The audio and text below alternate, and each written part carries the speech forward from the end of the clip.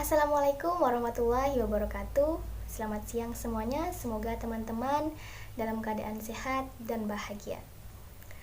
Yang terhormat kepada Ibu Ika Dian Rahmawati SPD MPD, yang saya hormati teman-teman sekalian, pada kesempatan kali ini kami dari kelompok 5 akan mempresentasikan makalah pendidikan karakter kami yang berjudul Budaya Sekolah. Sebelumnya perkenalkan terlebih dahulu, nama saya Rika Nur Hamida dari kelas 1A PGSD dengan NIM akhir 011. Semoga teman-teman dapat menyimak dan memperhatikan video yang kami buat ini. Perkenalkan, nama saya Husnul Khotimah dengan NIM akhir 023. Pengertian budaya sekolah menurut Dill dan Peterson Supardi menyatakan bahwa budaya sekolah adalah sekumpulan nilai yang melandasi perilaku, kebiasaan keseharian yang dipraktekkan oleh kepala sekolah dan masyarakat sekitar sekolah. Maksudnya, budaya sekolah ini merupakan sebuah wadah yang mempunyai tujuan untuk mengembangkan program yang ada di suatu sekolah ini menjadi program yang lebih baik. Ada aspek penting dari prinsip pengembangan budaya sekolah ini, yakni 1. Prinsip berkelanjutan. Prinsip berkelanjutan ini proses yang dimulai dari perencanaan, di mana semua pelaku yang berada di pengembangan budaya sekolah ini merencanakan suatu program yang dilaksanakan dengan tujuan untuk memajukan sekolah itu menjadi sekolah yang lebih maju. Contoh prinsip berkelanjutan ini yang sering kita jumpai di sekolah-sekolah yakni dengan adanya program Adiwiyata, program penghijauan dengan tujuan agar menjadikan sekolah itu semakin asri dan semakin nyaman dilihat. Nomor 2, prinsip terpadu. Maksud prinsip terpadu ini suatu pengelolaan sarana prasarana sekolah yang diantaranya ada kegiatan ekstrakurikuler dengan tujuan dapat mengembangkan minat bakat siswa menjadi potensi yang baik sehingga berpengaruh untuk kemajuan dirinya sendiri dan kemajuan sekolahnya. 3. Prinsip implementatif. Maksud prinsip ini merupakan suatu prinsip dorongan kepribadian siswa. Prinsip ini melibatkan konselor atau nasehat yang mana berisikan sebuah nasehat dari konselor untuk siswanya agar menjadikan kader pengembangan sekolah ini lebih maju ke depannya. 4. Prinsip menyenangkan. Prinsip ini mewujudkan dalam pengelolaan suasana pembelajaran di kelas. Misalnya, guru bisa menciptakan suasana menyenangkan pada saat pembelajaran itu dengan diadakan ice breaking, games, dengan tujuan agar siswa itu tidak tertekan saat memulai pembelajaran dan agar siswa itu tadi menjadi semakin antusias dan siap menerima sebuah materi. Lingkup pengembangan budaya sekolah ini tentunya terdapat hubungan-hubungan baik diantaranya hubungan murid dengan sesama muridnya, hubungan guru dengan sesama pendidik lainnya.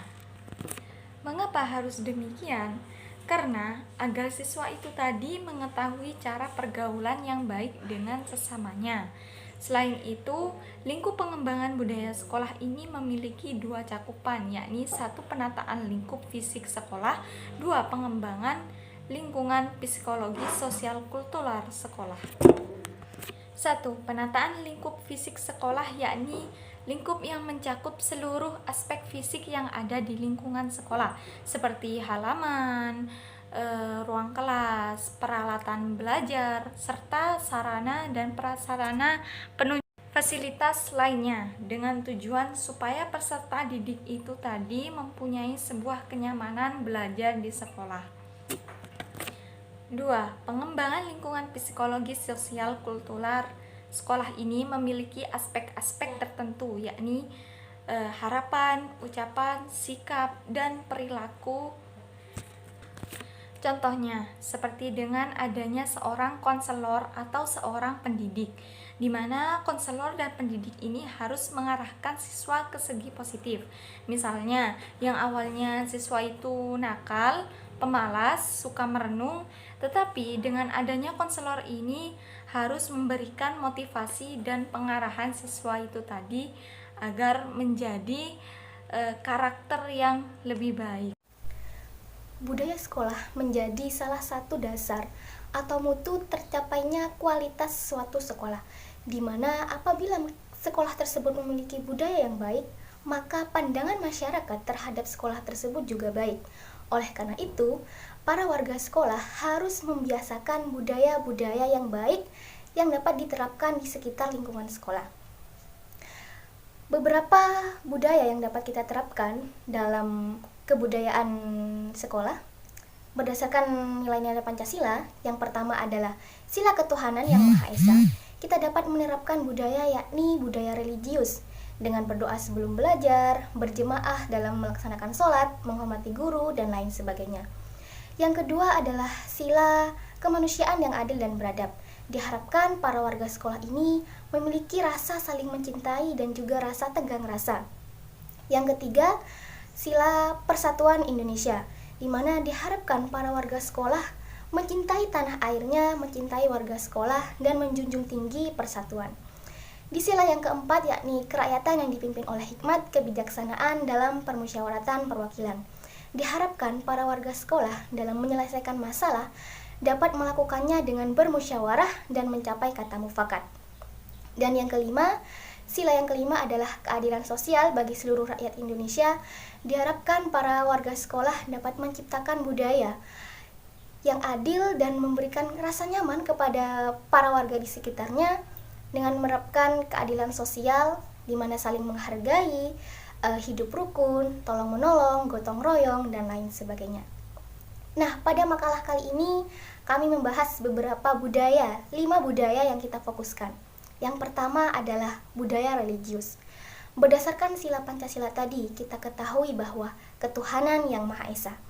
Dengan adanya budaya religius ini dapat meningkatkan rasa keimanan dan menambah ketakwaan para siswa dan juga warga sekolah untuk beribadah kepada Tuhan yang Maha Esa. Dapat kita terapkan dengan berdoa sebelum belajar, melaksanakan sholat berjamaah bersama, menghormati guru, dan lain sebagainya. Yang kedua adalah budaya perilaku spontan. Perilaku spontan ini merupakan budaya yang mana kita tidak ada paksaan atau suruhan dalam melakukan perilaku tersebut, yakni spontan kita lakukan untuk membantu teman kita, membantu guru kita, dan membantu warga sekolah lainnya. Dapat kita lakukan dengan mudah mengucapkan maaf, mudah mengucapkan terima kasih, membuang sampah pada tempatnya, tanpa adanya disuruh atau paksaan. Kemudian budaya yang selanjutnya adalah budaya literasi, di mana kita ketahui menurut data UNESCO, Indonesia menempati peringkat 62 dari 70 negara di mana dengan minat baca terendah. Artinya, dari 1.000 orang Indonesia hanya 1 yang rajin membaca tiap harinya. Oleh karena itu, budaya literasi ini sangat diperlukan di dalam sekolah. Literasi tidak hanya membaca, tapi juga menulis, menggambar, dan lain sebagainya. Budaya literasi ini dapat kita terapkan dengan melakukan membaca buku sebelum masuk, seperti 10 atau 15 menit sebelumnya. Kemudian mengajak para siswa setiap hari Jumat untuk berkunjung ke perpustakaan, mengajak para siswa untuk membuat mading, menghias mading, mengisi mading, dan lain sebagainya. Selanjutnya, budaya sekolah yang keempat adalah budaya cinta tanah air, di mana cinta tanah air ini merupakan suatu pemikiran, kecintaan, perbuatan, perkataan kita yang mana kita selalu melakukannya untuk kemajuan bangsa kita, yakni dapat kita terapkan dengan menyanyikan lagu kebangsaan di setiap hari Senin, melaksanakan upacara di hari-hari besar dan memperingatinya. Dan juga yang sering kita lihat saat ini adalah para anak-anak sekolah ini memakai baju adat di daerahnya. Seperti contohnya di Madura atau di Bangkalan, para siswa ini memakai baju marlena dan juga sakera di setiap tanggal 24. Ini merupakan salah satu bentuk sebagai rasa cinta tanah air mereka dan mereka terapkan di dalam kebudayaan sekolah tersebut. budaya sekolah yang terakhir adalah budaya kedisiplinan. Seperti yang kita tahu, orang Indonesia ini sangat molor dalam masalah waktu. Budaya kedisiplinan ini tidak hanya berfokus pada siswa saja, tetapi guru dan juga warga sekolah lainnya juga harus memiliki rasa kedisiplinan yang tinggi agar proses belajar dan mengajar dapat efektif terlaksana secara baik sesuai dengan tujuan dan visi misi sekolah tersebut. Budaya kedisiplinan ini contohnya sangat gampang sekali. Sepertinya siswa dan guru harus tepat waktu dalam masuk sekolah, mengerjakan piket. Apabila seorang guru kita dapat datang lebih pagi.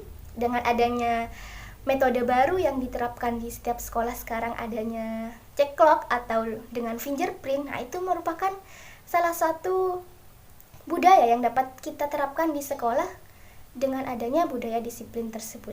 Keberhasilan suatu budaya sekolah tentunya tidak lepas dari peran warga sekolah. Seperti yang kita tahu, di dalam warga sekolah kita mengenal kepala sekolah, guru, dan juga siswa. Di mana ketiga komponen ini bertugas dalam melaksanakan dan mensukseskan dan mengikut sertakan budaya sekolah agar suatu sekolah tersebut dapat mencapai tujuannya dan keberhasilan dalam pelaksanaan pengembangan budaya sekolah.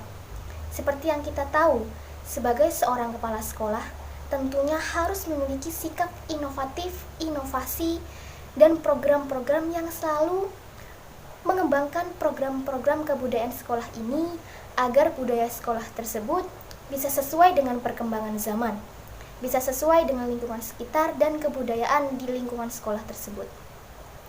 Di mana kepala sekolah ini berperan dalam merencanakan, menyusun, mensosialisasikan, dan membuat program-program pengembangan kebudayaan sekolah. Selanjutnya yang kita kenal adalah seorang guru, di mana guru di sini bertugas dalam membantu kepala sekolah dalam mensukseskan program-program tersebut dan juga melaksanakan program-program yang dibuat oleh kepala sekolah. Dan yang terakhir yang kita ketahui adalah seorang murid, di mana murid merupakan subjek utama dan pertama yang menjadi pokok pembahasan dalam pengembangan budaya sekolah ini. Seorang murid harus patuh terhadap aturan dan tata tertib yang telah dibuat oleh sekolah. Murid harus menerapkan dan melaksanakan peraturan-peraturan yang telah ditetapkan oleh para guru untuk menciptakan kebudayaan sekolah yang baik. Dengan adanya hal ini, sekolah dapat menjadi sekolah yang baik pula, dapat mencapai tujuannya dan mengembangkan kebudayaannya selaras dengan perkembangan zaman. Oleh karena itu, para pelaku sekolah ini harus bersama-sama berkomunikasi dan berinteraksi secara sehat untuk melaksanakan kebudayaan sekolah ini, agar sekolah ini memiliki kebiasaan yang baik. Perkenalkan, nama saya Lailatul Lutfa dengan NIM akhir 007. Di sini saya akan menjelaskan tentang strategi pengembangan budaya sekolah. Pengembangan budaya sekolah tidak dapat lepas dari budaya masyarakat di sekitarnya. Oleh karena itu, pengembangan budaya sekolah harus ditentukan berdasarkan kebutuhan sekolah masing-masing. Sekolah sebagai agen perubahan budaya harus merumuskan rencana, strategi pengembangan, monitoring, dan evaluasi pengembangan budaya sekolah berdasarkan strategi pengembangan sebagai berikut. Yang pertama, analisis lingkungan, eksternal, dan internal. Seperti yang sudah dijelaskan, bahwasannya pengembangan budaya sekolah tidak dapat lepas dari budaya masyarakat di sekitarnya.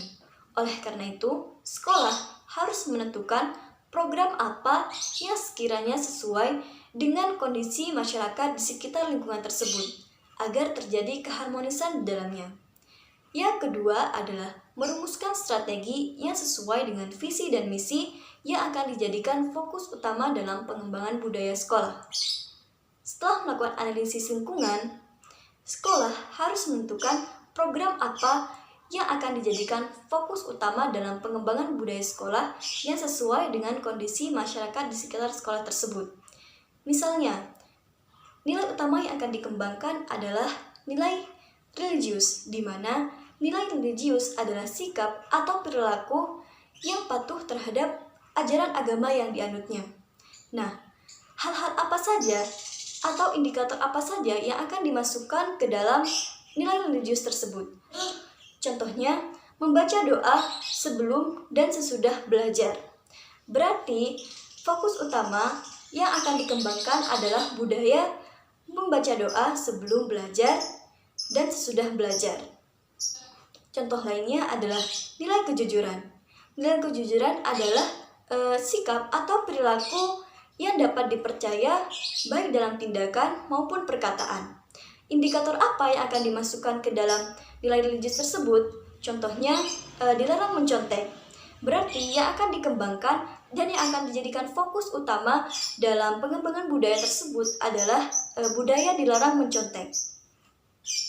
Yang ketiga adalah implementasi strategi atau pelaksanaan program. Pelaksanaan program tersebut dilakukan sesuai dengan rambu-rambu yang sudah disusun dalam program yang akan dijadikan fokus dalam pengembangan budaya tersebut. Strategi yang dapat kita lakukan dalam memulai pelaksanaan program pengembangan budaya sekolah yaitu dengan sosialisasi. Sosialisasi sendiri terdiri dari beberapa tahap. Tahap pertama yaitu sosialisasi kepada seluruh dinas pendidikan di Indonesia. Yang kedua adalah sosialisasi kepada kepala sekolah, pengawas, guru, terkait tentang strategi pengembangan budaya sekolah. Yang ketiga adalah sosialisasi kepada siswa terkait pentingnya budaya sekolah. Yang keempat adalah sosialisasi dapat dilakukan di media sosial. Yang keempat adalah monitoring dan evaluasi. Keberhasilan program pengembangan budaya sekolah yang kondusif bagi pengembangan karakter siswa perlu dimonitoring dan dievaluasi. Monitoring dan evaluasi sendiri adalah suatu kegiatan untuk memantau jalannya program yang sedang berlangsung, apakah sudah mencapai target atau tidak, serta menganalisis faktor pendukung dan faktor penghambat pelaksanaan program. Ada beberapa prinsip dalam melaksanakan monitoring dan evaluasi. Yang pertama adalah berorientasi pada tujuan. Monitoring dan evaluasi hendaknya dilaksanakan dengan mengacu pada tujuan yang ingin dicapai. Nah, hasil dari monitoring dan evaluasi tersebut dipergunakan sebagai bahan perbaikan dan peningkatan program pengembangan budaya itu sendiri. Yang kedua adalah mengacu pada kriteria keberhasilan. Monitoring dan evaluasi harusnya dilakukan dengan mengacu pada kriteria keberhasilan yang sudah ditetapkan sebelumnya. Contohnya, seperti tadi, nilai utama yang akan difokuskan dalam pengembangan budaya adalah nilai religius, yaitu membaca doa sebelum dan sudah belajar. Nah, dari situ kita lihat apakah seluruh pihak yang terlibat sudah melaksanakan budaya membaca doa sebelum dan sudah belajar tersebut atau tidak. Yang ketiga adalah mengacu pada asas manfaat. Monitoring dan evaluasi harusnya dilakukan dengan manfaat yang jelas. Manfaat tersebut berupa saran dan masukan untuk perbaikan program pengembangan budaya sekolah tersebut.